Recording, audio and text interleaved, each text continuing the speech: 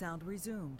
Alrighty, welcome to the Gigantic Community Council. Sorry for the technical difficulties. We just realized that my internet sucks, so yay! That's always fun. Joining me in the window picture here is the lovely Timber. How's it going? Hello. Hello, how are you? Good. And then we have all of our crazy community people over there. So, yeah. Hi, community people. How's it going? We have a short list of people right now, so we might as well just kind of go down the list and everyone introduce yourselves, starting with Luke. Uh, Sup, dude? How's it going? bad Good. stuff. Good, good. Let's see who's next. Kennedy is next. Hey, hey, hey. Hello. Good here. I'm Kennedy. Not much else to say. Cool. The next name I'm going to completely butcher, so I'm going to call you Katie. How do I say your name? Keita, thank Ka- you very much. Keita. Okay. Hello. Next is Meowcore. Meow. Hello. Next we got Nuarbat. Hello, everybody. How's it going? Doing well, doing well. Good. And last but certainly not least, we have Rain. Hello. Hello. How we doing? How's everyone doing? Everyone doing great? Yep. Good. About as well as you can expect. Fantastic. That's good. So again, guys, sorry for the technical issues. If volume needs to go up or down, let us know. Twitch kind of reset everything on us, and we're like, oh, that's fun. So we had to scramble to get all that stuff ready, and then just other stuff happened. So we're all good. We're all here. But this week for the Community Council, we are going to be talking about some interesting topics, mainly team composition and drafting. And we have a couple of the kind of higher level competitive guys here to kind of help us on our way as well. But I think that this is one of those topics that's really kind of more theory crafting at this point than anything else.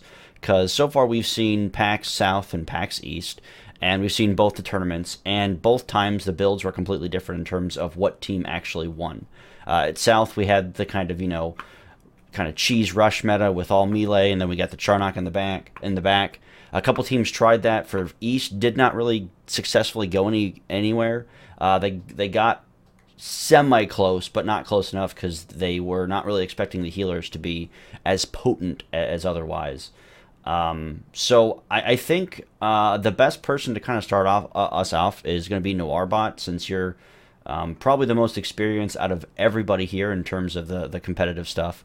So, Noir, what's kind of your take on what the differences were between PAX South and PAX East?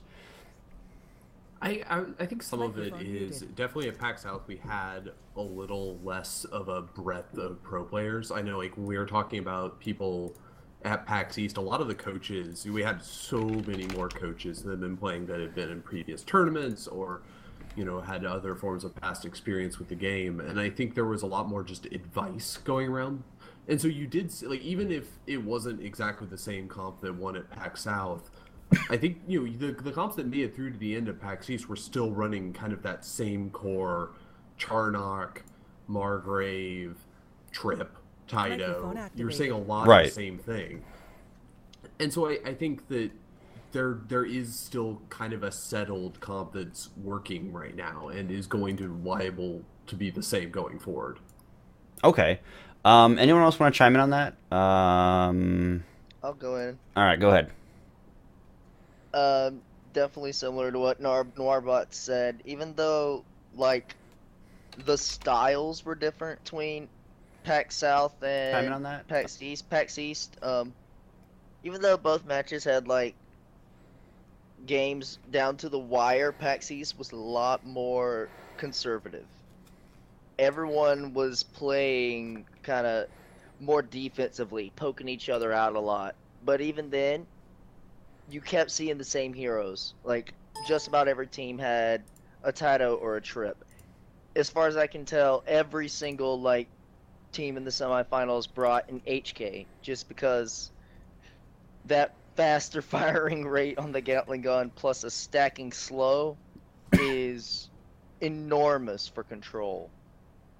And so Okay. you kept kind of seeing the same heroes get involved, even if people were playing them different ways or building different team comps as a whole. Okay. Yeah, I mean, just a quick add-on to that. I mean, I know teams that were, in the semifinals and teams that I was coaching at PAX East, literally were asking what was the comp that won at PAX South, and then turned around and ran that.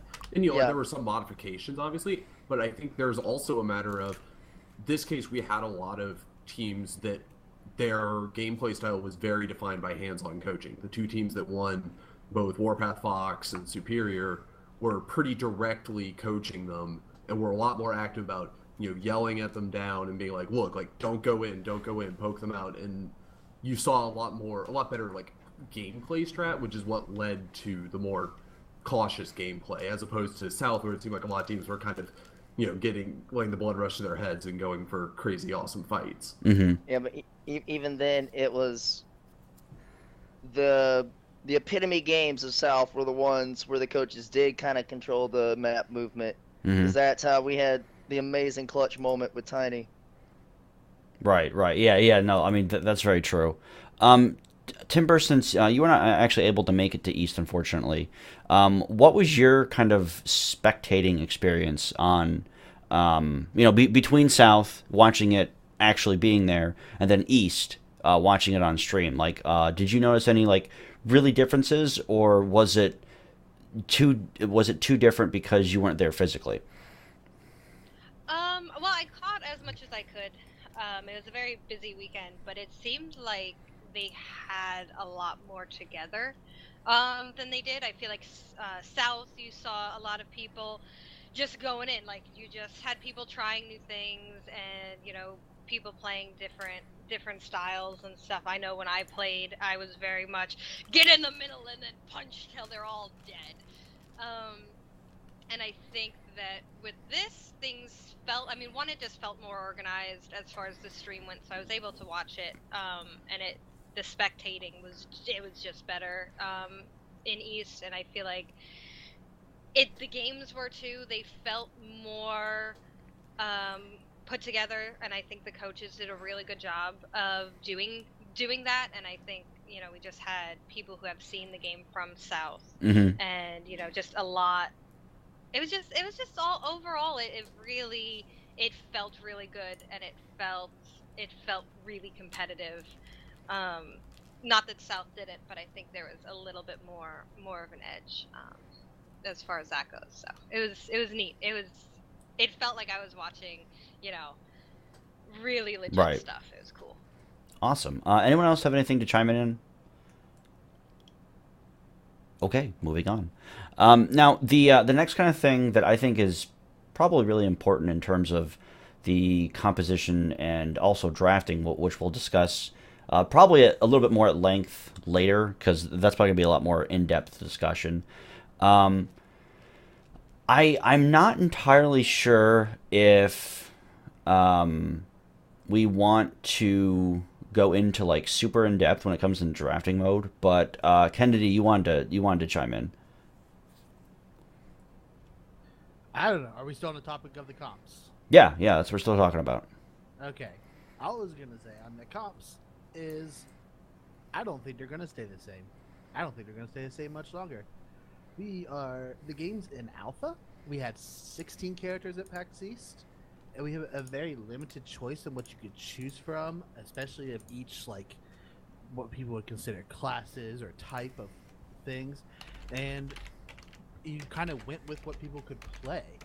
And I think that kind of defined what the comps was, and I think they're gonna drastically change. I feel like very fast, probably. They might have already changed for people who are in the alpha. Who knows?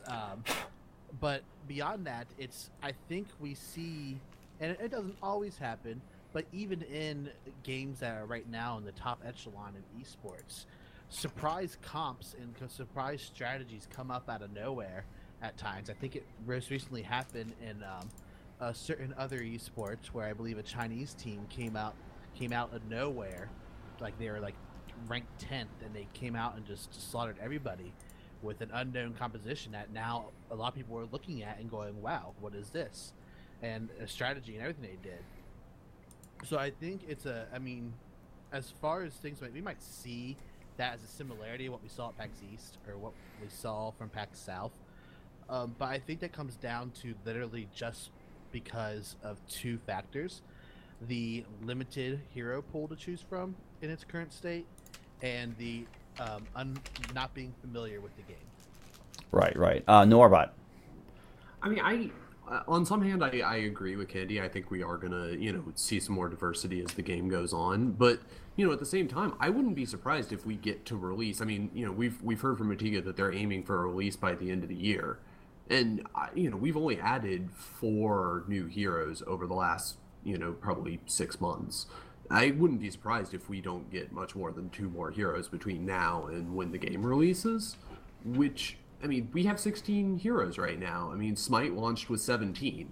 It's not a stretch to consider that we might be with these heroes plus or minus 1 or 2 when we hit release.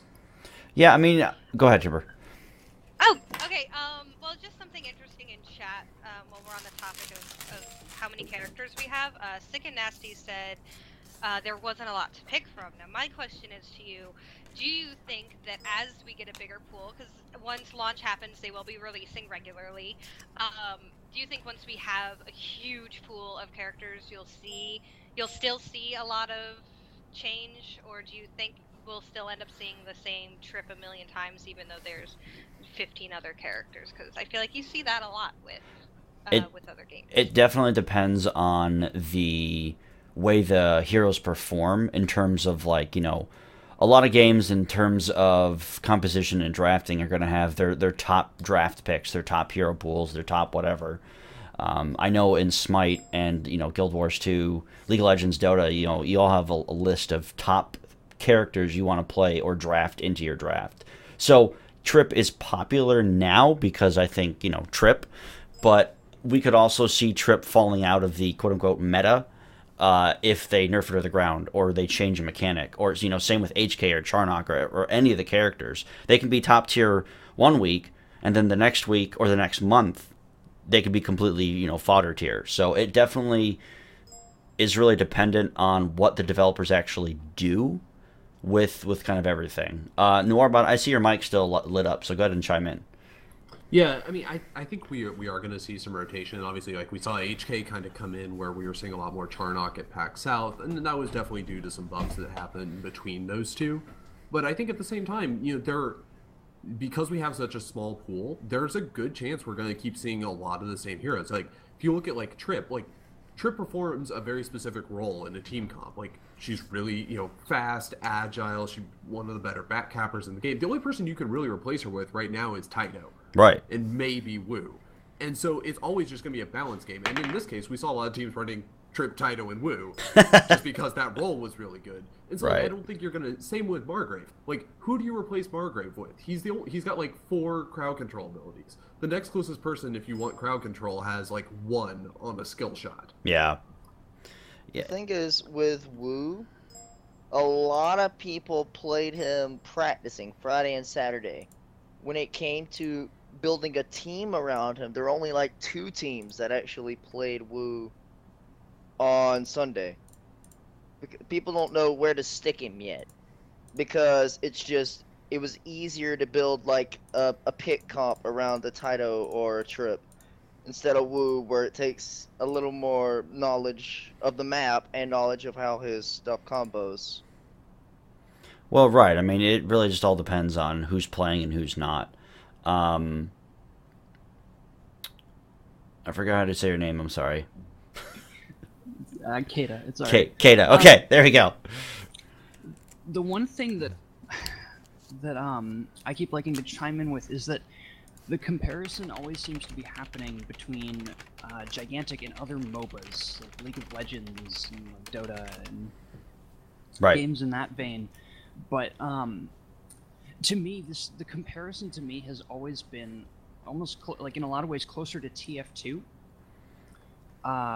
Which, granted, I don't know a whole lot about any meta for TF2. I'd be really curious to hear some input from somebody who does. But it's a very, very skill-based game, and it's not always. I guess in like, pro levels it's probably somewhat about team comp, but a lot of it's just who can you play best. Like at what character are you best at outplaying everybody else? And given that there's a lot more targeting and has restrictions on the proportion of classes. Okay. But just given that there's a lot more, I mean, everything from like platforming and being able to traverse the map effectively with different characters to just how well can you duel and mechanically outplay everyone else. And I really want to see whether that has a bigger impact on popular picks and even bans, is whether like a particular player has one main and you want to ban them out versus just what's in the meta. Okay, so if we're looking at it between a comparison between TF2 and say Dota, then do you think that we're going to see, I guess, more of the same compositions? Is that what you're trying to get at, or am I misunderstanding? Not necessarily. I just think that it's possible that people's picks might be more dependent on individual preference and skill with particular characters rather than a prevailing meta. I can definitely see that happening because I've already seen it when Clashpoint plays. Well, I mean, if we look at that, then personal play style, then we're going to get into, you know, that's kind of getting into drafting. But Rain, your mic is lit up, so go ahead and chime in. Oh no, mine was along the comments of like how some heroes are newer. Mhm. So like you have recently at East you had Wu and Ashling. And so only then could people really learn how to play her. So probably for the East tournament a lot of people didn't play her. And I noticed some comments in chat, some people are complaining how they didn't see Moza or Griselma, but they were released at South. Mhm. And I know even when because I played at South, I did not touch Moza or Griselma. I was like, oh, let's try Margrave. You just mash one button and then maybe jump on people or like charge into them. And to me, that was really easy, first learning how to play. But to someone who might have more time to sit down and like practice skills over and over, like say Wu, who's more skill intensive, then maybe they'll be more comfortable with him. So that's probably why he didn't show up in the tournament and whatnot. Yeah, I would say Crop Griselma is one of those characters that's probably a little bit higher skill cap than some of the other ones, just because of the way she plays. I know at East I tried to play her a little bit, and she's just a lot of fun to play. If you like, you know, the turrety tanky engineer thing, definitely play that. If you're into that. If you're into that kind of thing. But in terms of like, this actually opens up a good discussion for kind of leading into drafting a little bit. Anyone else have anything to kind of add? I mean, we can weave wav in terms of the two topics. That's fine. But in terms of the composition discussion at this very moment, anyone else have anything else to add? I just got to say that even across the competitive players like Clashpoint and One Tap and stuff, we have barely scratched the surface on Griselma.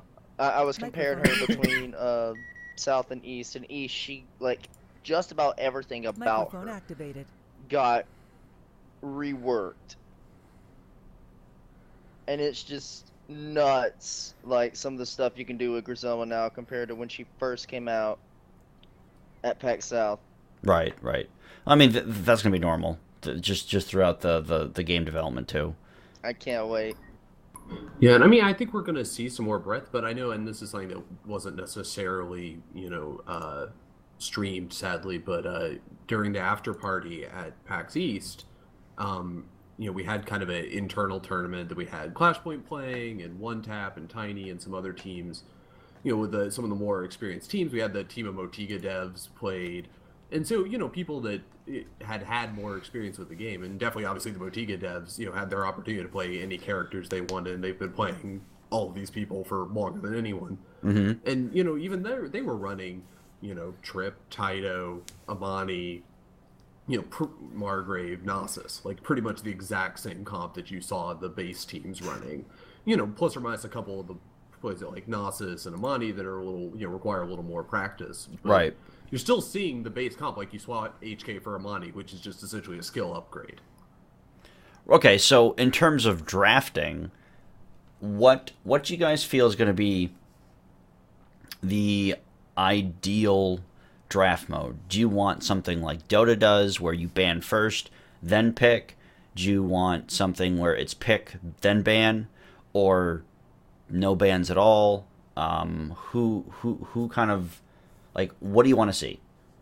Before you break that down, can I actually go a little bit different with regards to drafting? Yeah, go ahead. Because I think there's something else that has to be discussed kind of before you go into like what type of drafting you want to see. Is what is the ideal number of heroes needed before you have drafting no mirror matches and bans and stuff like that implemented in? Well, I mean, you saw 16 at PAX East, and I don't know how many they're gonna have before launch, but if we're looking at 20 or under 30, I mean, what is an ideal number there? I mean, technically, you can have a draft mode now if you just ban one hero per team. Well, I wouldn't like it. There'd still be way so much overlap, it wouldn't matter. Yeah, depends. Just because it's a draft doesn't mean that there won't be mirror matchups. You can still have mirror matchups in a draft. It's just like you can create a comp, part of a comp, and then you see the other team do their part of their comp, and then you react. It's better than going like boom, boom, and then go at it blind. Yeah. Well, then how would you envision draft? Would if we went by the current 16, it would be I'd say take it doesn't lock the hero out when you select it. It just you pick your hero, but they can select that same hero as well. Yeah, if they want.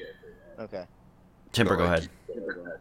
Yeah, I just wanted to add my biggest issue, I think, right now with bans and why you need such a huge pool, because I personally feel like you need at least, I want to go above 30, but it depends on what sort of champions they present after Microphone this release.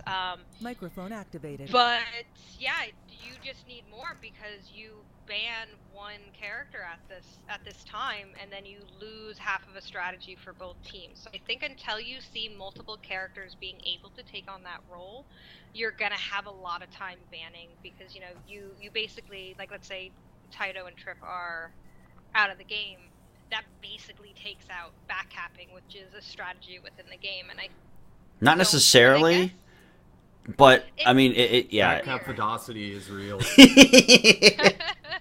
what I mean, that could be interesting. I don't know, but I feel like that would, it's tough until you have multiple characters in the same role. I don't know if I'd want to see it just that's the thing. Like, the backcap role can be played by just about anyone, but yeah, having a character with high mobility definitely helps. Right now, like, the highest mobility characters I'd say are Trip, Taito, Wu. And then there are ways to get mobility on the others as well, but who's to say the future characters may not have that as well. Rain, go ahead. I was going to say I really agree with Timber, because a lot of the characters, while they may have similar roles like support or tank or range, they're all unique in their own way. So you might have, say, Voden, who's kind of a range character, but he has some CC, he's able to do some healing, he's also has a dot. And then you have Trip and Taito, who are both assassin-esque, but then they still are different between each other, as well as all the tanks and as well as the healers. So like a ban and a draft pick might be nice in theory, but now it's way too soon, and until they start getting almost like duplicate heroes where they're kind of similar but still very like almost different, but they're still mostly similar in their roles, then you can't really do like a ban with a draft pick. Let's go with Nuarbot. Yeah, and I think my position on this is, I think bans are something that you want to have in, initially, just so that people get used to it. It seems like it would be awkward to start off with no bans and then like, oh, we hit 30 heroes, like, okay, now bans are a thing. I would rather overban than underban, and there's a legitimate argument to be made for, okay, if you take out Nasus and Margrave, or you take out Trip and Taito, you're nuking essentially an entire role off the game. But like, that's something that's on the team, right? Like, if my team's banning first and we take out Margrave, the other team has to go, do we really want to take out the only other tank? Because if you're not doing like unique picks, they could be like, yeah, we're just we're not going to ban the other tank, or we're not going to ban the other assassin, and we'll just both take Trip that's remaining. Or you ban out Trip and Taito, and it's just like, okay, guys, we're going at it. Like, you get to deal with the insanity that we've created. Like, I think that's fun. I think that makes the game more interesting. It's like, okay, what would happen if you, like, made the decision to ban out all the tanks? Well, and also, I feel that even if we didn't have the mirror match enabled, okay, so you ban 2 heroes, you still have 14 left, which is a significant amount of heroes to still pick for a 5 versus 5. That leaves 4 heroes that teams can kind of flip-flop on. Kennedy, I know you're next, and then we'll go with Short Bus. I can go now? Yeah. Awesome. So, yeah, you all were talking about, so if you did do no mirror matches and did 1 ban, that obviously I don't think can work, especially with 16 characters. And the main reason for that is you get your 1 ban, but every pick in a no mirror match is essentially a one-sided ban. And when you do that, you can really completely lock out a team of any possible comp based on who gets to pick first or how you pick it to completely lock out somebody. And with so few characters, there's so few options for people in their roles that their team plays and things like that. Now, a lot of them are saying here, well, you just don't do no mirror matches Microphone right now. muted. You allow mirror matches, and then I have to ask, and y'all can talk about this if you want to answer if you want, but Microphone I have to activated. ask, are mirror matches fun to watch on a viewer standpoint? Because I don't think they are. Timber, Can I respond to that? Timber, did you have anything to say? Yeah. Go ahead. I think that's a very interesting point. It's hard to say. I think Gigantic, the advantage of it is, I think mirror matches could do better than you see in like League of Legends or Dota, because there's so much going on, and the way you can build characters are very different. Right. So you might see it be more entertaining. So there's at least that. I personally love watching everything and everyone. You know, Gnosis versus Gnosis. It kind of comes down to who built what and who can dodge faster. And that dodge factor, by the way, is genius. Like the fact that everyone can just dodge and backflip and stuff. It's cool, and I think you'll see mirror matches be way more entertaining in Gigantic than you do in other games. That's fair.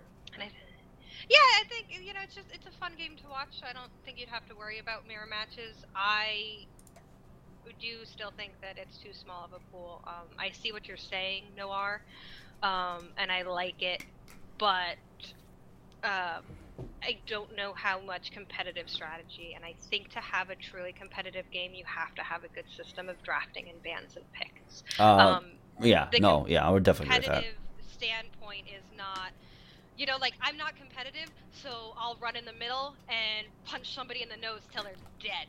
You don't want that in your tournament. You want to see strategy. You want to see that intricate play, not punch each other in the face till they're dead, really. Luke, go ahead, man. I mean, I disagree with mirror matchups in League, like professional League, are frowned upon because back in OGN, when they had best of threes in the playoffs, if you got to a tie, like the final decider match, there was a mirror matchup, and those games were some of the most exciting games ever. One of the big plays was Faker versus it was Ryu, and it was like Zed versus Zed, and it was like this huge like high skill like play thing going on, and it was epic. But like the thing is, like there are players that claim that they are the best at X hero or X champion, right? So when you can finally have that sort of like showdown, it kind of makes for a cool viewing experience.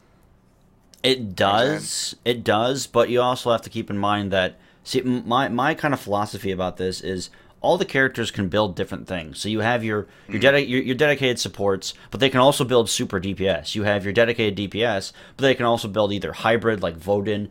We have Trip is pretty much just an assassin. Taito's just really an assassin. But we have characters like Roland, who can either build kind of, stay back and really do a lot of damage and kind of use all of his like utilities for like just kind of being annoying, or you can just go kind of super in your face, just hyper DPS.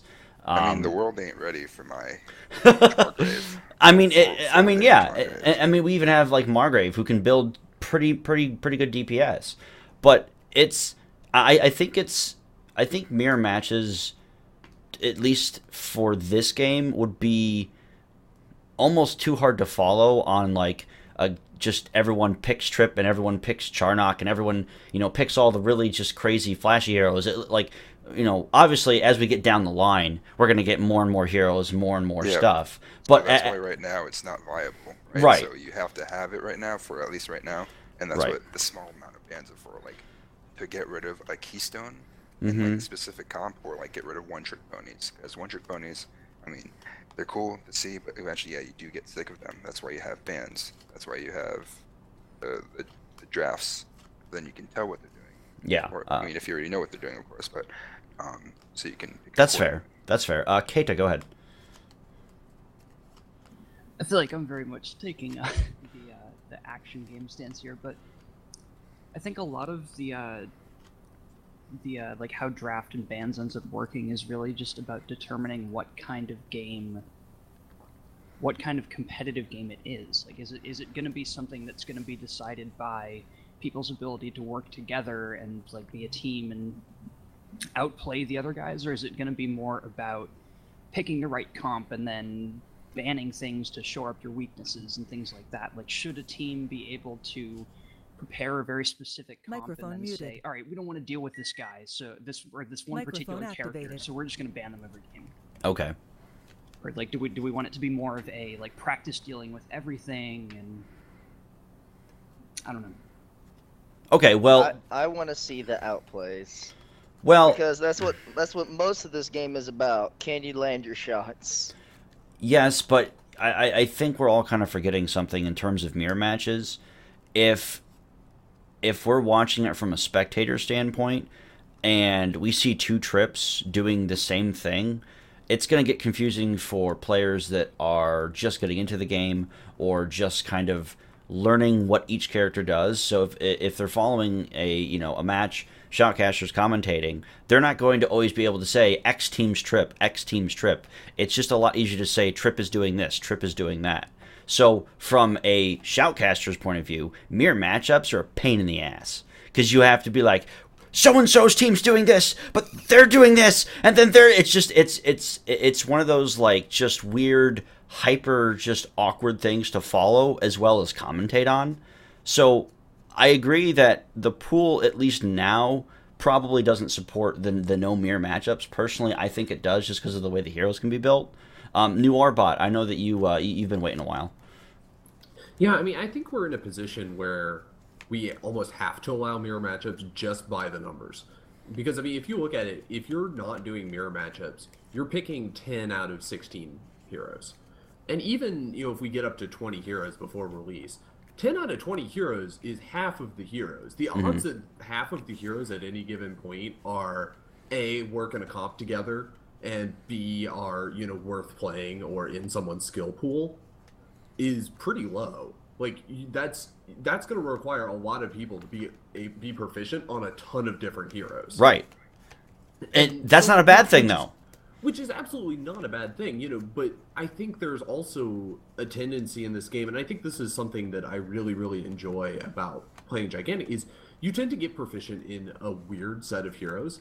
Like, across all of my playing, like, probably my favorite heroes right now are Margrave, Charnock, and Griselma, and Mozo, which are just not even in the same categories of play whatsoever. Like, it's not like, most people, and there's definitely people I know that are like, they straight up play all the assassins or something.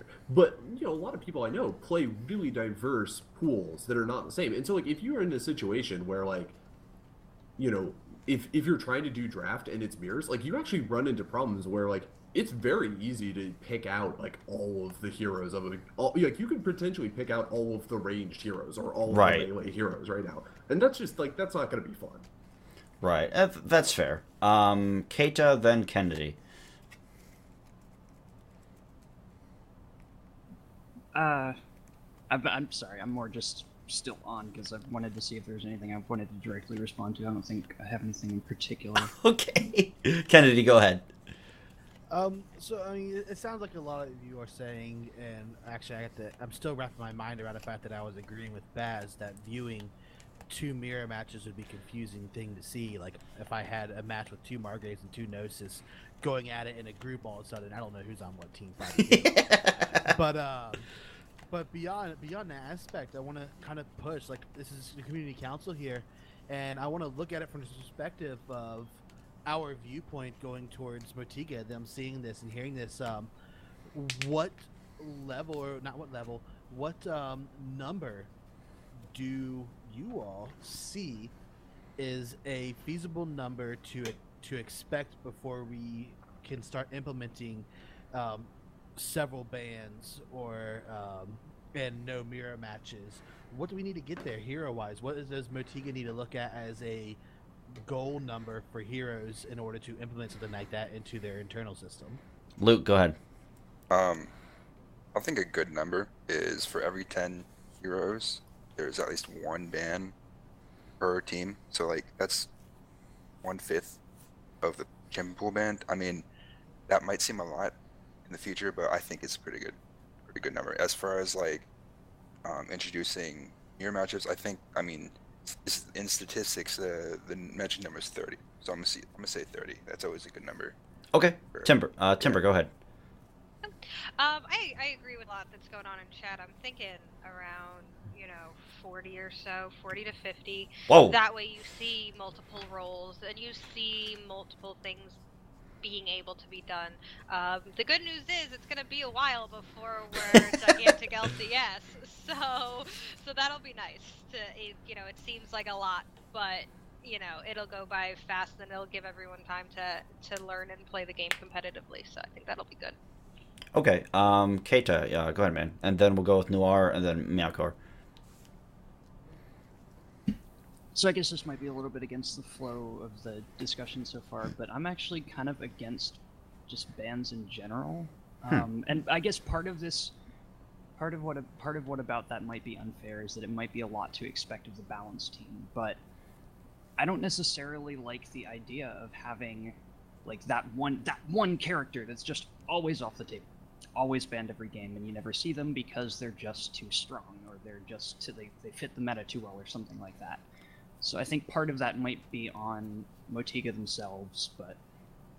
So, okay. Yeah, okay, great. Yes, well then, sure, would you rather have that character that's too strong or always fit in the meta, always getting picked, and therefore removing other characters from ever getting used? Well, another way to handle that would be is to do one pick first and then the bans. So then you're kind of like forcing the team to go, okay, which hero or which kind of starting composition do we want to show our opponents before we go into picking our support roles, our assassin roles, or our tank roles? Keita, is that something that would be better to have at least one hero guaranteed in that team comp that you want to run? Well, I don't know. That doesn't really remove the problem that Malchior is bringing up, which is fair. So yeah, I guess maybe it's not so much that, It's an interesting so argument. I guess it really that's is why I more had to respect- give you that devil's advocate role. I got something if I can argue with it. Let's let Noirbot finish his Alright. thing, and then Kennedy will jump to you. Yeah, I mean, I think so. My opinion is there's kind of no number. I want to see draft come in as soon as possible. I think the actual idea of having a draft is mandatory in order to be able to have competitive play, because even if it is like you can have mirror matches and there are no bans, being able to see draft and be able to respond to what the other team is picking is really, really important to be able to have a competitive play. So second to that, bans, I think a lot of people are seeing bans as like a way to counter poor balance, or as a way to handle the game being weird. I think the thing we're seeing a lot more, and this is something you see in Dota and something you see in League, is that the importance of bans is to take out particular Microphone players. muted. things where you'll see, people in like LCS where they'll see, oh, so-and-so Microphone played activated. this champion yesterday. Okay, we're banning that out today because we don't know how to respond to that yet. And I think that's really what's valuable, is it allows a level of play that targets specific teams in a way that's really, really cool and interesting. And just some data, I don't have a strong opinion scaling up, but I know Luke had said, one ban per team per 10 heroes. We're looking at League of Legends is 6 total bans for 120 champions, and Dota 2 is 10 bans total for 110 heroes. So it looks like the standard is maximum one ban per team per 20. Yeah, Dota and League are just, I That's think, what I was gonna say. I think kind of the oddballs in this situation because the hero, wow, hero pool went very, yeah, their hero pool is so huge that they can't possibly balance everything perfectly. Now, I think Dota's probably pretty close, and League of Legends is getting there. But, I mean, then we look at a game like Heroes of the Storm, which, yeah, that game is not balanced the hero to say bans, they don't even matter right now. No, they don't. And I think it says a lot about Gigantic that each hero can be played at a specific different role and not just the one that they're designated to. So Kennedy, it's you had something. yeah, Kennedy. I was trying to figure out who's next. Well, no, Airbot stole a little bit of my thunder there, and the idea that I do think a lot of people, when they first initially hear of bans or think of bans, their thought process immediately goes, all right, which one's OP? Let's ban it. And Yep. that's the initial thought process of new to That's the competitive noob play or thought new- process. Yes. The idea is that it may start off like that, but in the long run, teams are going to ban for one of a couple reasons. And one of them, as Noirabot said, is to prevent a certain player on an enemy team from playing their best character. A lot of times, that's one of the major reasons. There are other reasons, such as banning a character who is a disruption to your team's strategy. Right. So if you have a specific strategy, such as how you handle backcapping in Gigantic or something else, you might choose a specific character and ban it so that it doesn't disrupt your strategy. And those are sort of like your two main things in regards to banning and how that ends up playing out. So Wow, like I had something else, and I forget what it is now. that's okay. So like in terms of that, an example would be a team bans Trip and then picks Amani. Well, the reason for that is because Trip is really, really good at shutting down Amani. So you're 100% right when teams do that, respect ban or ban for, okay, we want this certain comp, we don't want this certain hero in the other team, or else it'll mess with literally everything else. So, and also Rain in our TeamSpeak chat also said that, where's it? Where'd it go? You guys already talked too far. Banning to stop an opponent from playing their champ only works if you know your opponent's and their play style. That works to a certain point, but it also works to the point of if you know the quote-unquote meta. I hate that word so much. I think it's just a terrible word that was invented just because. Damn metagaming.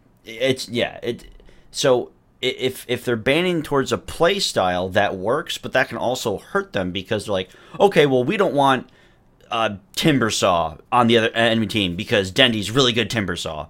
Well, Dendy's also good at everything else. So banning just one specific hero, it may be a respect ban, it may be a team comp ban, but you're still going to have to contend with all the other heroes on the board.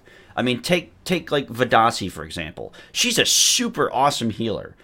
But if you do a smite build, she can just melt your entire team in seconds. So if a team picks Vidasi and the other team thinks, oh, well, she's just going to play healer and she doesn't, their entire team comp can be completely screwed by just that one pick. Timber, you had something to say. Yeah, I just wanted to ground us all for a moment.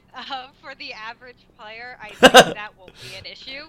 Right. I don't know about you guys, but I'm not making it to Gigantic's LCS anytime soon, and I'm sure some of you will, but I think it just needs to be considered right now in the present as a not filling out stadiums to watch gigantic teams play just yet. We'll get there. Don't worry, Right. folks. We're gonna get there.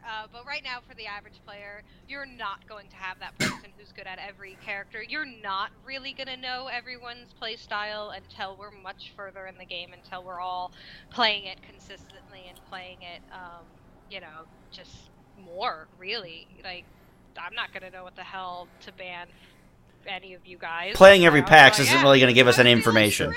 Well, if you watch a tournament though, and you get into the finals match, you look at what those players like. Oh, so and so has been doing really awesome this entire tournament on this character, and that's why you sort of ban that. So that's that's where you actually learn. You watch them as throughout that event happens. In the early matches, that may not happen or not. But I actually wanted to throw in additionally. I remembered what I forgot now. I think it's up to tournament and league admins to handle bans ahead of the event, which on characters that might be considered too OP for the current meta, for the current play, and they'll ban them outright from the get-go before the event even begins, and they'll handle those type of bans. But what happens when everyone picks different stuff so that a standard isn't adopted, or even on the opposite side? What if everyone does adopt the standard? Patches. The idea is currently after this patch, the community has kind of thought, and the admins have decided this character is too OP currently, and they can choose. They choose the ban, and they say these are the available characters to play. And Smite did that for the longest time as well. Smite released a new character. They have the standard "it's not available for 2 weeks" thing, and then sometimes if there was a character that was broken or sometimes it wasn't available either. It completely removed off the board of choices.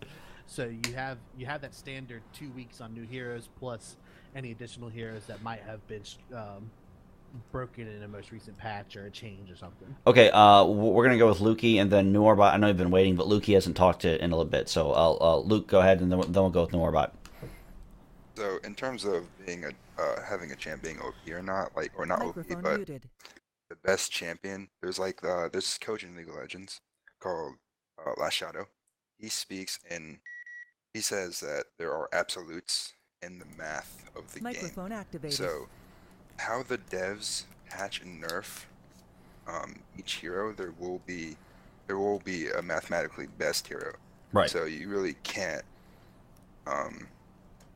what's it?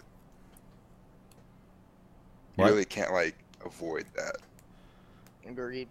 I mean, Again, maybe. I mean, but maybe I just have too much faith in James Finney personally. Because yeah, it's a good thing to strive towards. Right. But there's always going to be a meta.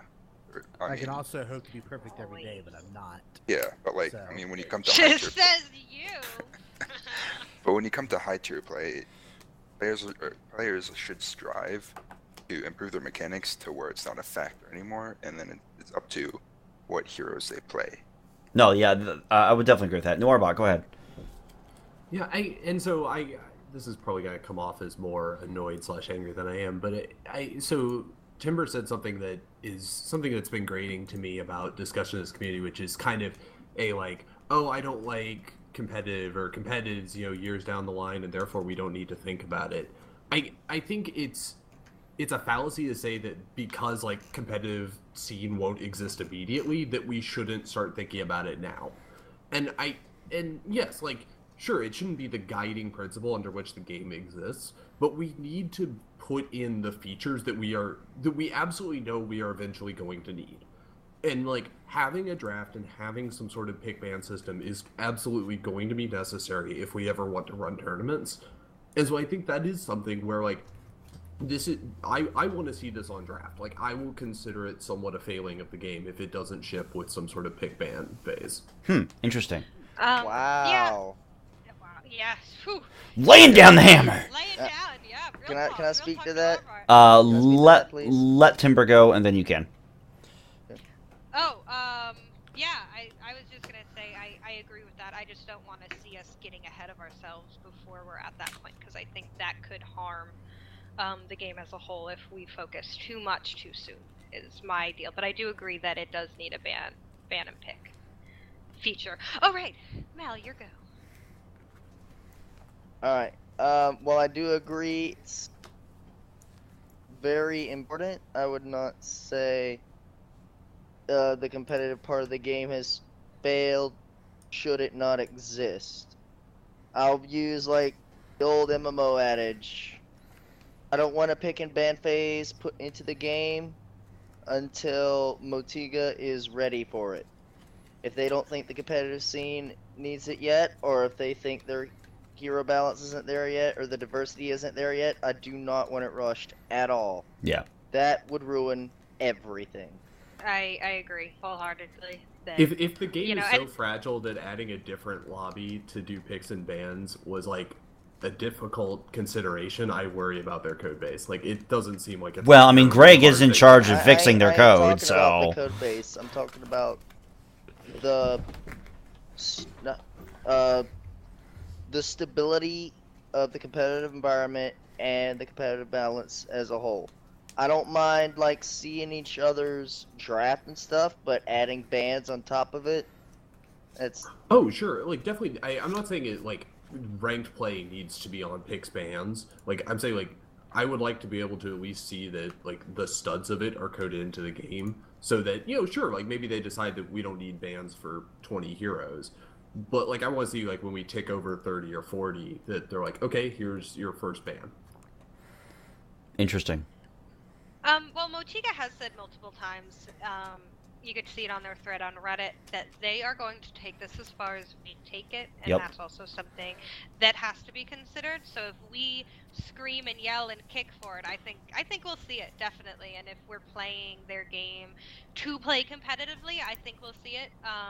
They really have made it all about us as far as that competitive scene. Their ambition is to see our ambition within that aspect as well. Yeah, I yeah, think that's I true. think what you'll have is when the game goes into a public state, and the undoubtful number of sites decide they're gonna hold tournaments this weekend and that weekend and next weekend. What we're gonna end up seeing first, I don't think we'll see it in game at all first, and we don't need to see it in game first. What we need to see is the community come up with their initial standard, and then when Gigantic, when Motiga feels that the community has created a standard that they are using frequently, then they might implement that at that current state of it. So and things because they're constantly talking about we want to see the community form around the esports side, and I would rather see them let the community first design their own pick and ban sites, and that's what was originally there for Heroes of the Storm as well. And I'm sure League of Legends, Dota 2, there's tons of those pick and ban site pickers out there. They're always there first. The community kind of decides through their constant events they create, those community events, what that pick and bans is going to look like, and then it eventually gets implemented into the game. Well, right. I mean, we have. If you look at like Heroes of the Storm, they didn't have picks or bans or draft mode for a long time, and pretty much Solid Jake, I believe is his name, was the guy that was like, all right, well, I'm just going to make my own. And he's just like, let me just do this, this, this, and this. And Blizzard was like, that's a really good one. We're going to put that into our game and blah, blah, blah. So, you're absolutely right, Kennedy. You don't need developers' help in terms of picks and bans or even a draft mode. You can do that externally. Like Flash is easy to code these days. Timber. I was just gonna kind of switch gears just a little bit. So we kind of got through what we want to see as far as the champion pool. So all right, so let's use our imaginations. Let's pretend it's down the line. We have 40, 50, 60 champions up there. It's a good pool. We're settled. Yes. What do you want to see? How do you want this Implication. Implemented. I got it. Implemented. Put me in, coach. I want this one. All right, what's up? I've thought about this right now, even while we only have such a small pool of heroes. Like, maybe one ban for each team. The whole, like, back and forth, 1 and then 2 and then 1, whatever, for, like, the first 3. But make the last 2 blind pick. Don't show it to the enemy team. That way, instead of about, oh, we know how to counter your specific comp, It's no, can you adapt with what's being dealt to you? Or not even what's been dealt to you, but can you adapt on the fly after learning just at that moment what the enemy has? That would be It's it. the worst kind of Christmas. It's the worst kind of Christmas. Oh. All right. So we're closing up here on time. So Kennedy and Noirbot, and then we're gonna close up. Okay, Malco, that sounds horrible for one reason. It only hurts the very last pick. The person before them doesn't give a shit, and they get all advantage. No, Now, beyond no, I that- said the beyond last that, two. I know No, the the last last two two. are okay. No, okay, hold up. The User last joined your two, channel. or rather, the last four Last on each two for team each team? Okay, that's for whatever. Okay. are It's picked still- blind it's at the still second exact last same one doesn't time. get hurt at all. But outside of that, completely different is I foresee creature bans. Yep. Yes, that's Map all. bans. Wow. That sounds really? That'd be Bans over neat. creature bans. I mean, only if we get more than like 3. Well, I Yeah, mean, it's actually like Well, specific creature types. Remember, we saw all these different types. There's different types for each. Like, right. You don't ban all the bloomers, tree things. You ban the one specific bloomer. I think I mean, that if they also get gets some- Storm the- Drake. They would I think need that's some a more bit too much. differentiation. I was gonna say they would have to get some more differentiation before that's a thing. Right now, That needs to like be like a shit ton. all of them are functionally the same. Like it's pretty Right. much just user preference at this point. Yeah. I pick which ones are prettier. Okay. Confirm. No. Noirbot picks the pretty ones. No, he only wants ugly ones in the game. Oh, He okay. wants things that look like me. Oh, like it's Tim. You've graced us with our presence. You're just in time. All right. Baby, a User on your riot. channel timed out. All right, guys. Well, that is going to be us for the live portion of the gigantic community council for 2015 323. I said that backwards, but whatever. Make sure to follow the Twitch channel. It's a little green. Is it green now? Is it a green heart? I think yeah. It's purple It's a green until heart. you follow it. Oh, it's purple. Okay, stop changing the color. It's a little heart bottom left of the screen. It really helps us out. Also, ggunleashed.com is the website for our little shindig. It's awesome. Also, there's a lot of other websites out there, clashpoint.net, and of course, the public Reddit is also awesome. All of us have really cool Twitter accounts, which we will put in the Twitch chat for you guys to follow us and whatnot. Our Twitter account for the GG Unleashed is GG_Unleashed. That is going to be the socials. Tim, do we have a Facebook yet? No, we don't. Oh, good. And I don't really see a need for it. Yay! Thank goodness Facebook can die in a I fire. don't think there's Nope. and if we hear a lot of demand for it, then maybe. But right now, I feel like there's no real point in it. Yeah, I agree. But with that, But I want to they- make sure one call out is there's a new podcast that actually just recently appeared. So make sure you guys check them out. I think they're posted up on Twitter. Or on Twitch, rather. They are Or on, Reddit. they're on the Reddit. Also, a huge big announcement that just happened today. Thor, who has been a kind of Please a, tell me he got hired. He got hired. He got hired. He got hired. Shut up! Ah, spoiler alert. Gosh, on his dang it! YouTube. It's he just released a announcement today that Motiga did pick him up. He's going to be doing their kind of streaming stuff, which I think just fits. Okay, calm down. Which is going to be really, really good kind of use for his talents. He's just a super friendly guy. He literally looks like Thor. That's why his name is Thor. I actually saw a Pepsi can with the picture of Thor, and I was like, hey, look, it's Thor, but not our Thor, the actor Thor. And yeah, I was just like, I miss the guy. Also kind of our Thor. Yeah, pretty much. But he's literally one of the nicest guys you will ever meet, and he's literally the size of giant Eclipse's tree. It's just like this huge dude. But Congratulations. yeah, Thor. They could not congratulations, have picked man. a better guy for that. That's Yeah, awesome. no, not at all, not at all. But that's gonna be everything. Please stop cussing. That's going to be everything for us here at GG Unleashed for the Community Council. Thank you. Have a wonderful afternoon, morning, and or evening. We'll see you guys next time. Before we go, Yes, before we Tim. go, before What? we go. So, Secrets. When we post this VOD, there's also going to be a poll on the actual article. Okay. Where I want to have everyone head over to and vote on the topics for the next Gigantic Community Council. So that will be on the GG Unleashed website. So look for that. Awesome. Well, guys, take care. Have a wonderful day.